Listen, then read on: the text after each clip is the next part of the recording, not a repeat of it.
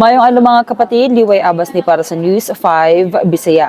May reklamo ang Davao City-based journalist nga si Ben Jason Tishorna sa pagpresentar sa prosekusyon og usa ka CCTV footage atol sa confirmation of charges hearing ni former President Rodrigo Duterte sa International Criminal Court.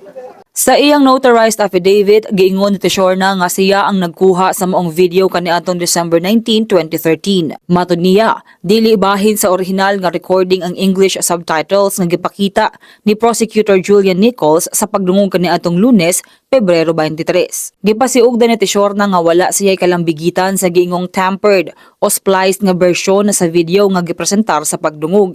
Sumala kaniya ang pagpakita og pagpasalida sa maong video sa tibuok kalibutan nakadaot sa iyang reputasyon ug nagbutang sa peligro sa iyang pamilya. Nangayo sab siya og public apology gikan kang Nichols kalabot sa insidente. Kini sa lamang tong update, magpadayon na sa pagbantay sa social media pages sa News 5 para sa iban pa mga balita ug update.